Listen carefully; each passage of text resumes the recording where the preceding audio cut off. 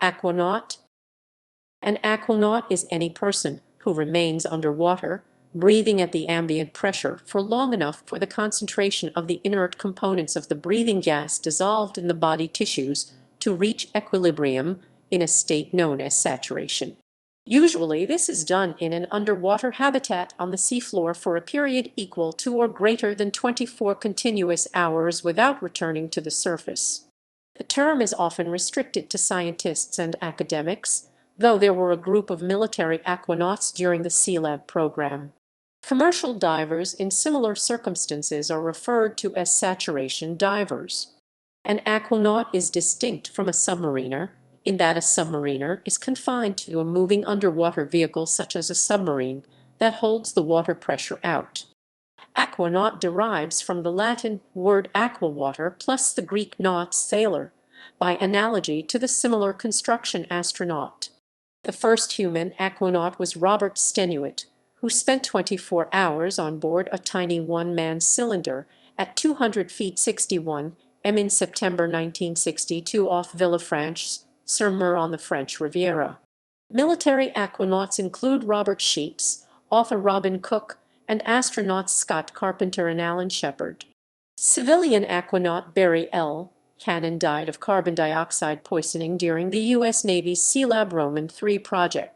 Scientific aquanauts include Sylvia Earle, Jonathan Helfgott, Joseph B. McInnes, Dick Rutkowski, Phil Knighton, and about 700 others, including the crew members, many of them astronauts of NASA's NEMO missions at the Aquarius Underwater Laboratory.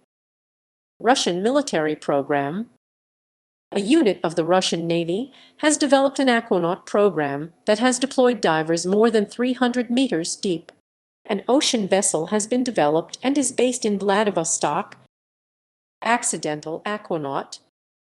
A Nigerian ship's cook, Harrison Ajegba Okeen, survived for 60 hours in a sunken tugboat, Jaskin Minas 4, that capsized on 26 May 2013 in heavy seas while it was stabilizing an oil tanker at a Chevron platform in the Gulf of Guinea in the Atlantic Ocean, about 32 km 20 mi off the Nigerian coast. The boat came to a rest upside down on the sea bottom, at a depth of 30 m 98 ft. 11 crew members died, but in total darkness, Okeen felt his way into the engineer's office 1.2 m 3 ft 11 in height that contained air sufficient to keep him alive. There, he fabricated a platform from a mattress and other materials which kept the upper part of his body above water that helped reduce heat loss. 3 days after the accident, Okeen was discovered by South African divers Nicolaas van Heerden, Daryl Oosthuizen, and André Erasmus, employed to investigate the scene and recover the bodies. The rescuing divers fitted Okeen with a diving helmet so he could breathe while being transferred into a closed diving bell and returned to the surface for decompression from saturation. Okeen lost consciousness during the transfer.